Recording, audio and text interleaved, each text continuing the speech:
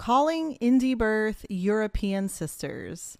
I am so honored and excited to be teaching a full-day workshop in Barcelona, Spain on March 2nd, 2024. You can find out the details at indiebirth.org/Barcelona. I would love to see you there. I don't know when or if I'll be back to this area, and I can't wait to share magic, wisdom, videos, stories, somatics, and so much more with this special group of women. My name is Maren Green. I walk the path of a sacred midwife, mother, and spiritual gangster. My role is a keeper of wisdom, of the ancient ways of being. I trust Source as my ultimate guide. There is nothing more radical than feeling and listening to your own soul.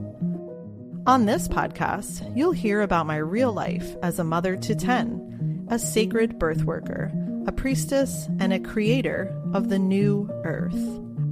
I see my life purpose in my children, in leading the sovereign and radical birth community of Indie Birth, and in embodied learning and living. Join me in the remembering of who you really are. You are powerful. Welcome to the podcast. Going to be talking about the postpartum time again. There's so many podcasts on the postpartum. But it really is a time that I feel so passionate about.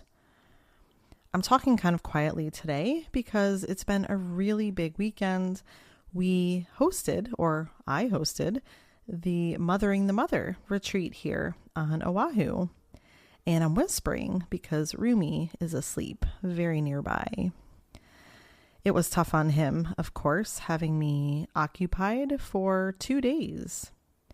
About 7 hours each day. He was kept busy and away, but of course, really missed me. So here we are recording a podcast later than expected with a sleeping boy, very nearby. I'm grateful to have found some moments to record this though, before I forget how fantastic and beautiful this group of women that came was and is.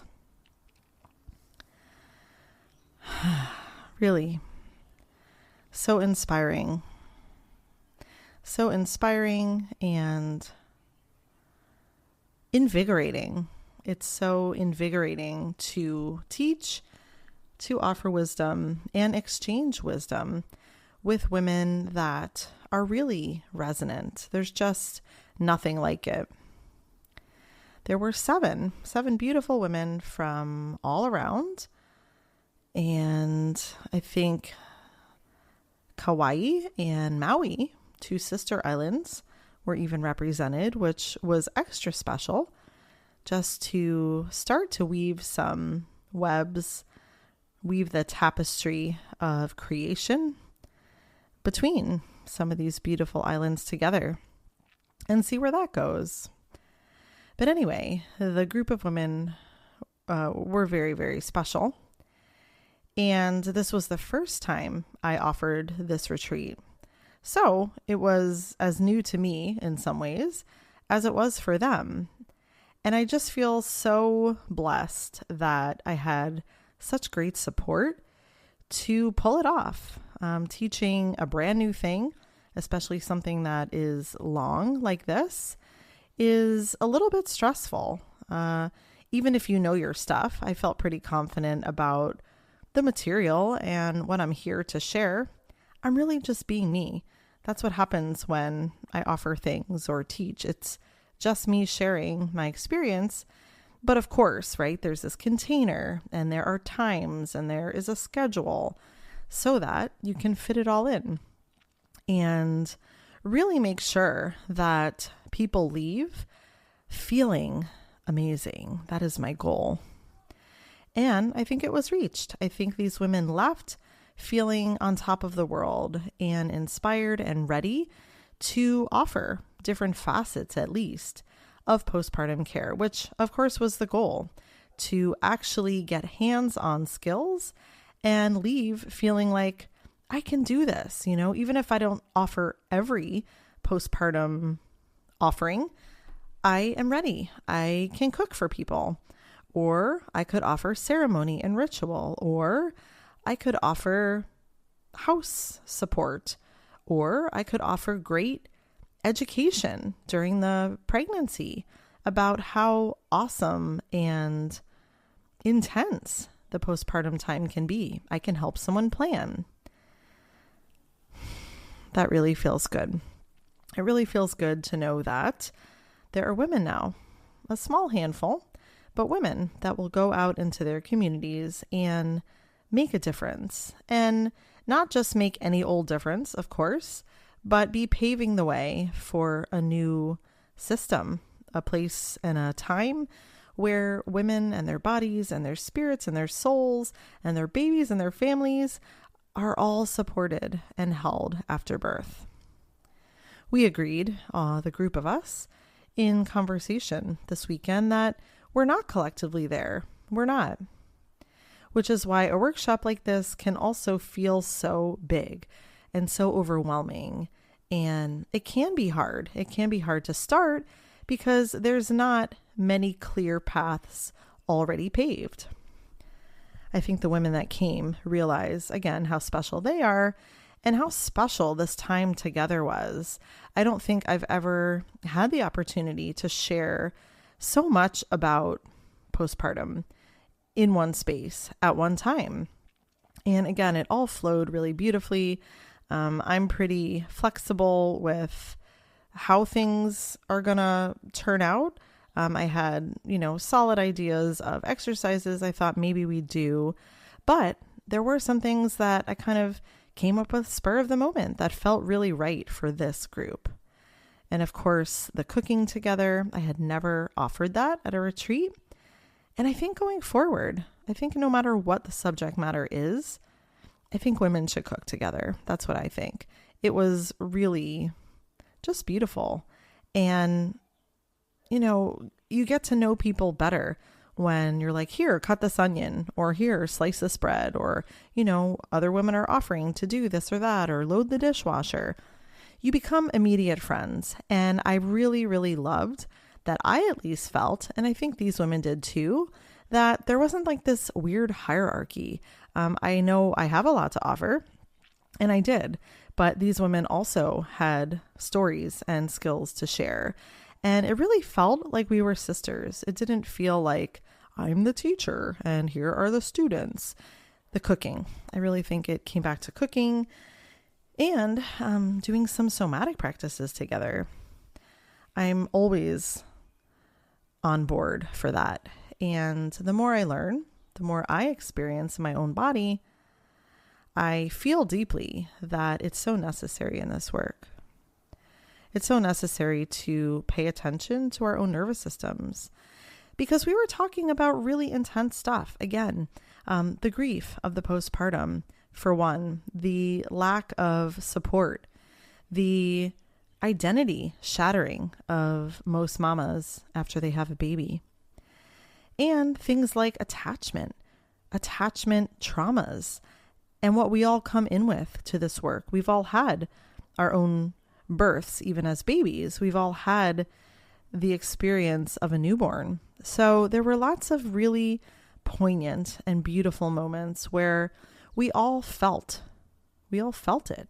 We felt our own sadness, our own brokenness, and we're able to still connect with each other. And that's so special. And really, I haven't experienced that to this depth. I know that it is the somatic experiences that we shared.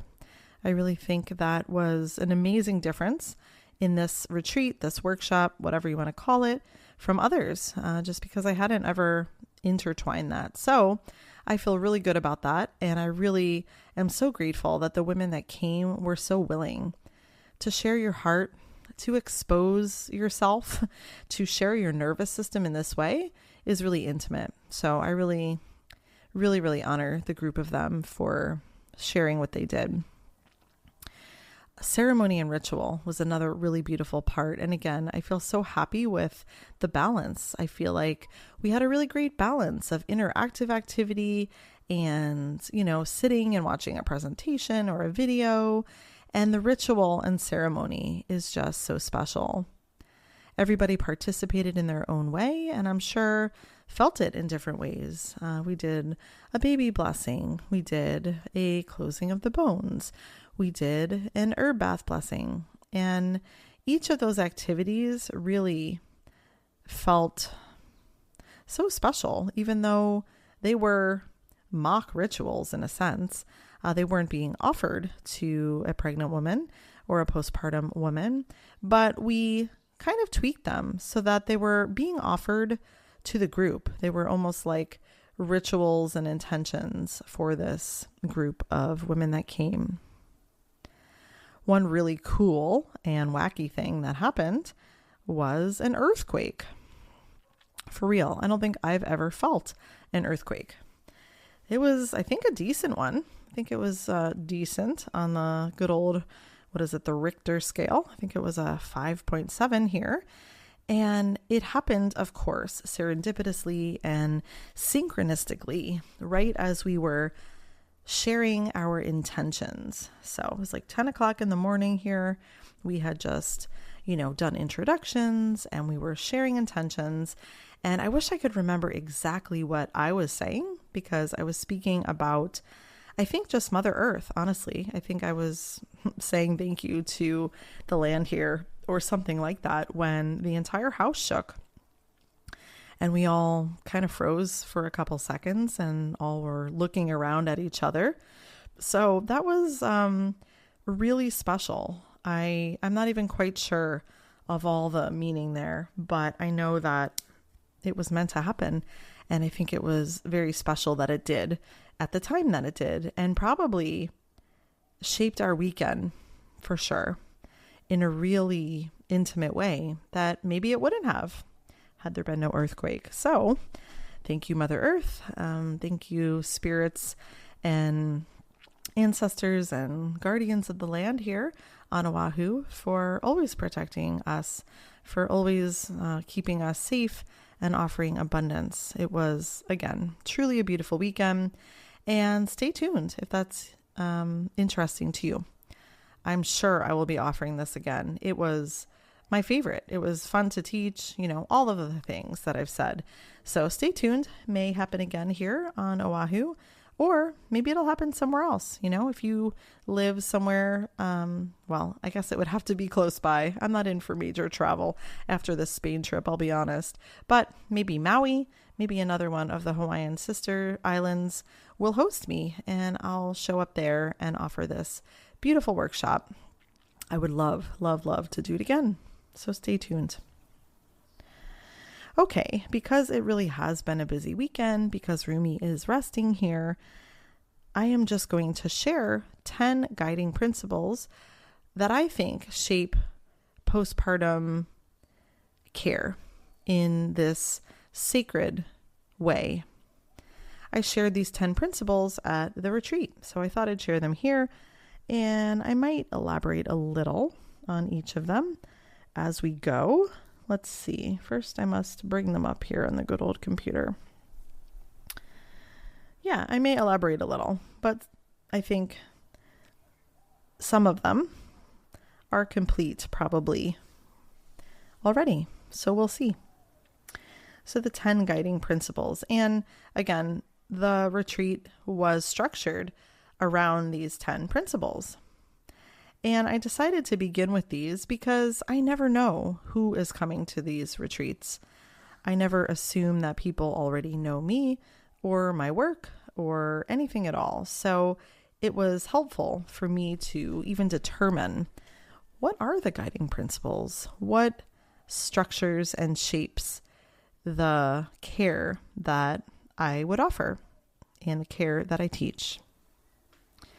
All right, the first one. The portal from birth is still open, and the transformation of woman is not complete. Yeah, I'm probably going to end up talking more than I want to here, but It's so beautiful. The portal is still open, and the transformation of the woman is not complete. So that's the energy in part. There is a completeness to the birth energy for sure. The baby is born, the placenta is born, and it feels like that's enough for the moment. And it is in those moments. And it's enough in that first hour after birth. And it's enough often in that first day after birth. And then my experience has been slowly that it starts to unravel, that the completeness isn't quite complete in some specific ways. The birth is complete, but the woman is not. She is not less than whole. She is perfectly whole and wonderful in her postpartum self. But there is a piece or pieces of her that will return in different form.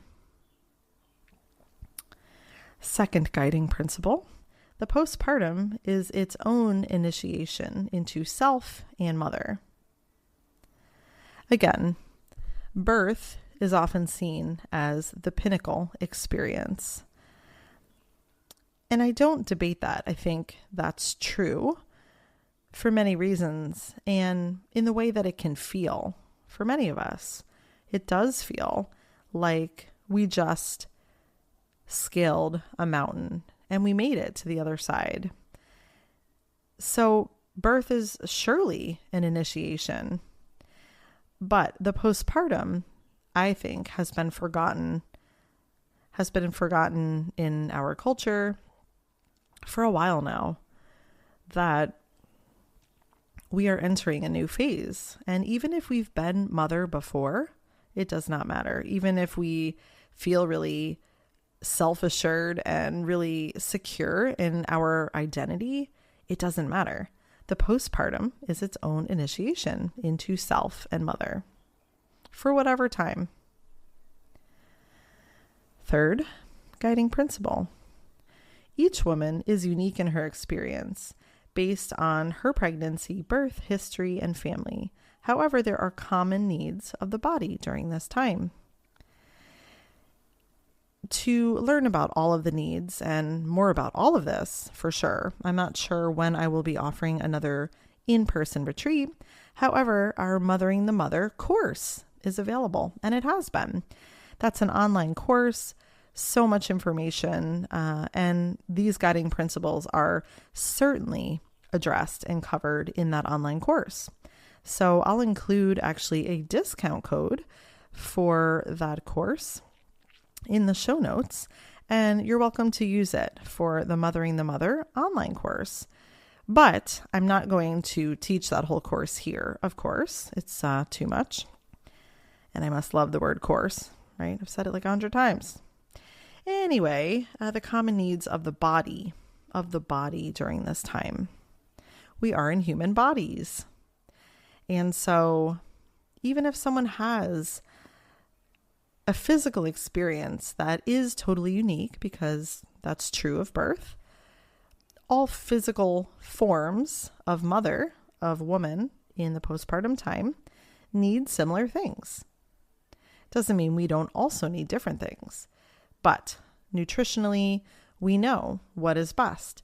Cultures all around the world have known for a long time that there are certain foods and ways they are prepared and served that are crucial for the woman to heal and to thrive. Fourth guiding principle. Postpartum time is not just to, quote unquote, rest and recover. This time solidifies her health during later years in life and provides the attachment needs for the baby to thrive. I love this one because I think even in crunchy sort of circles or home birth, we're not quite there with the depth of what this time can mean and the care with how to support it. I think, again, even in home birth, midwifery, we don't really address so many of these things. And it's like, you have to rest. You have to rest. You have to recover after birth. I kind of learned it that way. Honestly, when I was a student midwife, I didn't learn any of this stuff that I shared in the retreat or we share in the course or that's out there in other forms. I did not learn it because, I don't know, it just wasn't being passed down in my lineage of midwives. But I was taught that it is a time to rest and recover, and I am grateful for that because that's true. There's just so much more to it. I had no idea back then that our health in our later years of life, particularly around menopause, really depend on the way we take care of ourselves after birth. Many women don't know that. The other half, of course, is the baby, and it's not just for a baby to rest or to learn how to nurse or any of those things. Really, the postpartum time and the way ideally it's structured and supported allows the baby to fully experience a secure attachment to his mother, because that is needed to have a well-balanced nervous system and hopefully a beautiful life. And again, I don't think that's coming through in your average postpartum education. Number 5, most cultures respected the time after birth and understood the needs of mother baby. The entire community was set up to help and honor her. So I recommended to the women that attended this weekend to have fun Googling and finding books and resources and maybe talking to people around how other cultures around the world have set up postpartum care. Again, the foundational beliefs being similar, that the mother needs to probably be in some type of seclusion because she's not supposed to get back to life. She's not supposed to care for children or do anything other than care for herself. The entire community, again, in different cultures and different places, was set up to serve her. And again, that looks different in different places, but that's the bottom line. Taking care of her until she was able to do that for herself, whether it was by a mother's help or, just other women in the village or the midwife or all of those things. So we have really forgotten. And that's something we really keyed in on this weekend, is that this is not new knowledge. This is a remembering. We are all remembering the wisdom that's deep inside. And in this sharing and reflection and re-education, we're also, connecting with it in that way. Number 6, there are opportunities for ritual, ceremony, celebration, mourning, and grief during the postpartum time. We talked a lot about these things. So again, can't really sum it up here, but it's a vast time. It's a vast time after birth because it really does last a lifetime, the lifetime of the mother at least. There is plenty of time for celebration in all the ways. Celebration of the mother, of what her body and spirit and soul accomplished. A celebration of the baby for arriving earthside safely, for making that transition to life. And there are plenty of opportunities for all of the feelings. Even in happy birth scenarios, we still have grief. We may still have a mourning of self, a mourning of the pregnancy, for example. So in other words, the postpartum time isn't one-dimensional. It is really full of all kinds of emotions and feelings and thoughts, and they're all welcome. What are we on? 7. The timeline of healing and completion, and that's in quotes, varies from weeks to months to years to a lifetime. Life is never truly the same again. The timeline was something we talked a lot about. We have this amorphous timeline in a sense because postpartum healing and adaptation is so unique. So it literally varies.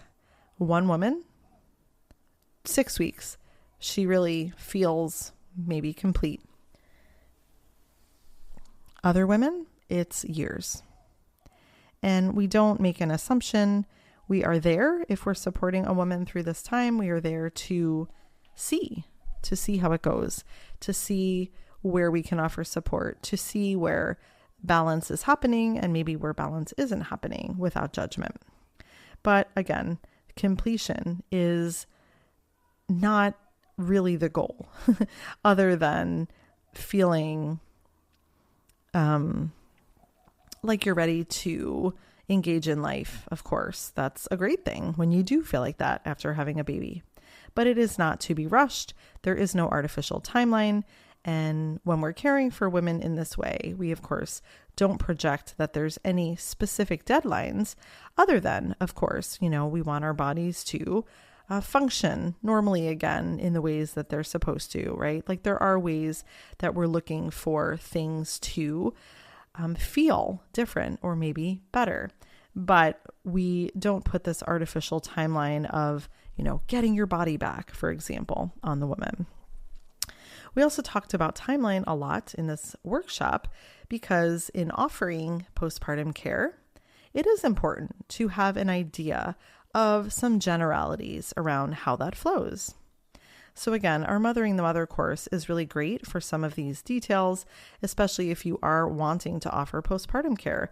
It really is something you need to know. What happens at 24 hours for the mom and the baby. And not only what happens for them, but then how do I respond if I'm the postpartum doula? What's the best use of my energy at these various check-in points along the postpartum timeline? That's something really important. Number 8, the baby has his own initiation as a soul in a human body. There are many adaptations in all of the realms that he will make. This is one of my favorite topics. And I already talked about spirit babies on a call last weekend. Many of you were there. So we talked more in depth this weekend about soul coming to earth and all the possibilities there, because they really are endless. Where the soul comes from, what their contract may be, who their soul family is. There's so many fun things to talk about when we consider the role of this soul coming through to the earth in a newborn body. So we definitely spent time on that.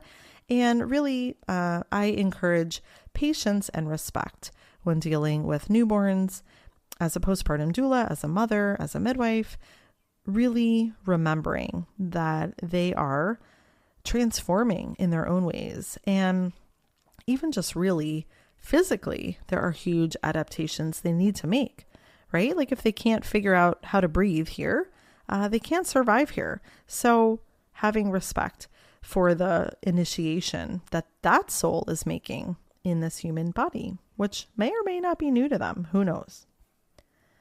Number 9, the family unit also undergoes transformation. The roles shift and change, and everyone experiences this in their own way.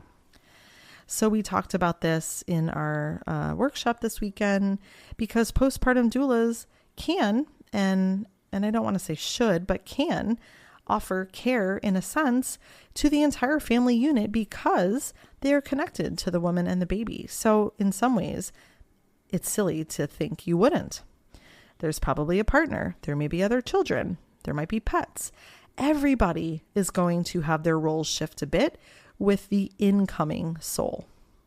That's just the way it looks. And some families have a greater transition to make, maybe a harder one. Some families don't. But as a postpartum doula, as anyone that is observing and witnessing, it is the family. It truly is the family. And so, again, as a postpartum doula, we can support that in various ways, even before the baby is born. Last but not least, the ancient role of women, sisters, support has been mostly forgotten, as has the knowledge the woman and family need to thrive. So again, here's where we are remembering. We are remembering the knowledge. We are remembering the wisdom of our ancestors, the ancestors of the land, the great-great-great-grandmothers, right? We know what we need after birth. It just, unfortunately, isn't really compatible with what we call modern day life. So here we are remembering. and then having to re-educate and restructure and reteach and all of these things because, again, modern life has made it very difficult to embrace this transformation for logistical reasons, for highly spiritual reasons. The other part of this forgetfulness does include the sister support. It does. Again, it was not a thought, I'm sure, many moons ago when a woman had a baby. Women came to serve her. This is just how it was. I know it. I know it in my bones. And even if the women weren't there for the birth, for whatever reason, I know they were there to take care of her, because I feel like we wouldn't even be here in some ways if the way we're caring for women right now had been going on for generations. I feel like we'd be even more broken and more lost than we are right now if it had been, not as long that women have forgotten. So the role of postpartum doula, or sacred keeper of this postpartum knowledge, or whatever you want to call it, sister, that role is being redreamed by many of us, by many of you.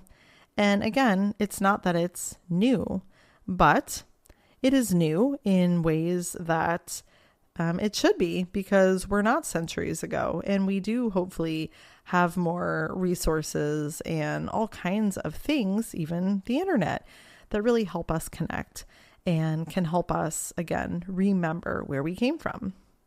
So this ancient role is important, hence teaching this workshop and teaching the online version, because more women out there that are willing, ready, and able to provide this type of postpartum support really can contribute to changing the world. A supported mother is a supported wife, is a supported friend, and is a supported woman in her life. So we have a lot to gain by offering this to our communities. Whether or not they'll accept is definitely something that came up during this retreat. There is, again, this disconnect culturally and in many places around the world where many people have forgotten what we need after birth. And so it is a bit of a challenge. If you're looking to be a postpartum doula, learning this stuff is great. It's fun. It's easy. It's intuitive. But learning to educate and offer is the next hurdle for most of us, for all of us, again, because people have forgotten. So it's a little bit tricky, right, to convince people, in a sense, that this is what they need when they don't know what they don't know. So we have to really back up with the information we're sharing. And I don't know. I don't have the magical answer, as I shared during this retreat. I don't have the magical way to suddenly make every woman that's having a baby understand how important this care is. I don't think it's going to happen like that, but I do think it's happening little by little. And maybe in our lifetimes, maybe not. Hopefully, many of us will get to see this shift where mothers become revered and honored for birthing and for raising children. That's how it should be. It's hard work. It's hard work and it's holy work. And it deserves all of the love and support, of course. All right, folks, that's it for me here, keeping it short. I will link in the show notes to our Mothering the Mother online course. You can join anytime. However, the discount we are offering is for the next week only. So this discount will expire on February 18th, 2024. You have until then to use the discount code, and we'd love to see you in the course and on our weekly doula calls, which is a really cool perk of getting to take this Mothering the Mother course. You get to hang out weekly, if you'd like, with our regular Indie Birth Doula students. Have a beautiful week, and I'll see you next week.